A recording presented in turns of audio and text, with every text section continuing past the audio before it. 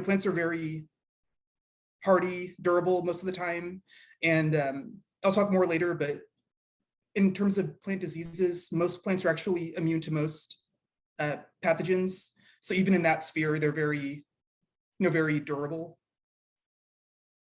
Okay, yeah, actually, so speaking of the immune systems of plants and pathogens, we can get into that. So your main research is in plants immunity.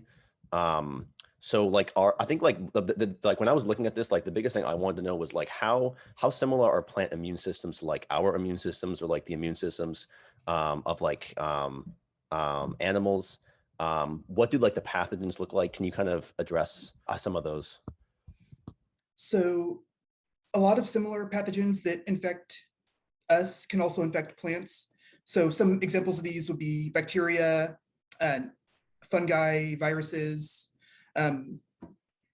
nematodes, even there are even other plants that infect other plants, which is kind of a parasitic plant pathogen, which is really interesting also. So there are those similarities in terms of the kind of range of different species and also pathogens that can infect humans and plants. Kind of one of the main differences between our immune system and the plant immune system is that for us, for example, you can give us a vaccine and then to immunize us against a certain virus, for example, and that's because we have an adaptive immune system. But plants lack that adaptive component, so they don't have these moving defender cells that we have. Instead, they only have an adaptive or innate immune system. So the innate immune system is kind of what they're born with. It's a genetically predetermined type of immunity. So kind of, when you plant your seed, from the seed stage all the way through its whole life, it kind of has the same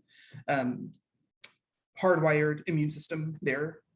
So if you wanted to give like a vaccine to a plant for like a pathogen, are you saying you'd have to do that like when it's like a seed and then you couldn't do it That's a great later? Yep, you're exactly right. So for example, you can give a plant a certain resistance gene, from, when you're growing it from the seed stage.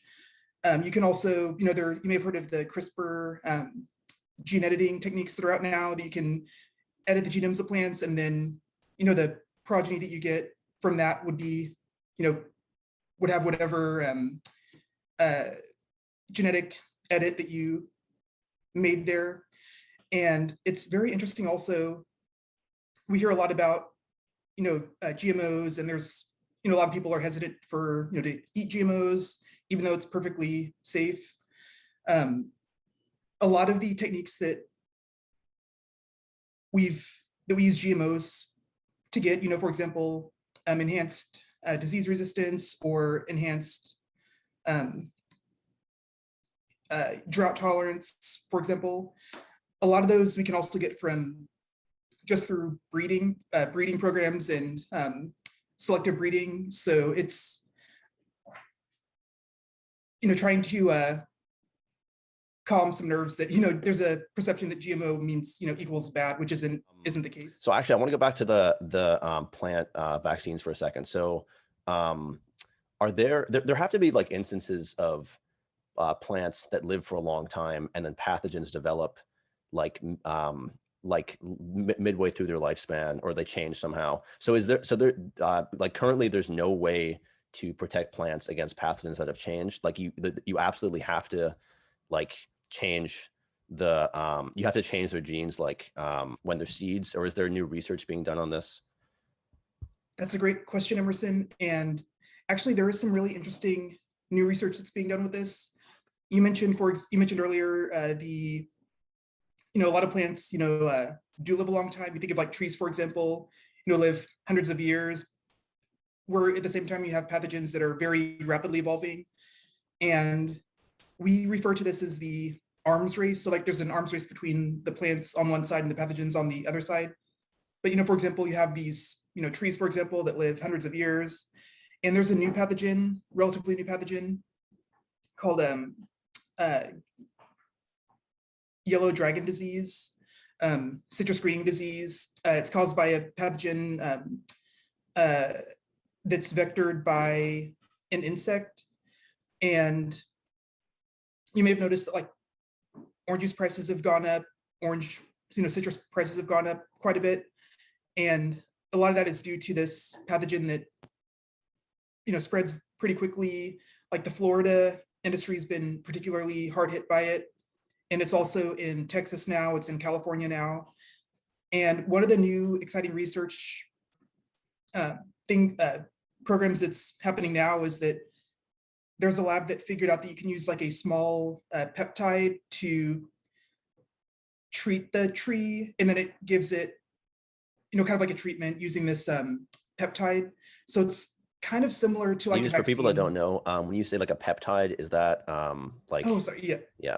Yeah. Sorry. I'm going to bring it back down. So peptide is like a, very small like protein fragment. Proteins are composed of amino acids. So, peptide could be, a handful of amino acids long. So kind of these very short, short protein fragments. And wait, sorry. Sorry, go ahead. Oh, sorry. Yeah. And then, you can then treat the infected tree with this peptide to, whereas, previously this is a lethal disease, now you can get plants that are living longer, giving fruits that are, tasting good, because one symptom is that the fruits end up tasting not like sweet and tasty, but they end up tasting very bitter. So, you can't really, sell them to the market because they don't taste good. And they also don't look good because they don't turn like, orange or yellow, they remain green, which is where the name of the disease comes from. Oh, interesting. Okay.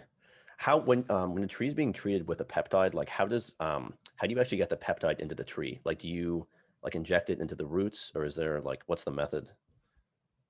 That's a great question. So people have been trying, different application methods, foliar sprays where you kind of spray it on, injecting into the phloem, kind of root absorbed, as you mentioned. So I don't know exactly the method of best practice right now, but if you look up UC Riverside citrus disease treatments, I think that they will give you kind of point you in the direction of kind of what the best applications are currently. But people have been trying all sorts of different ways to apply it to the trees.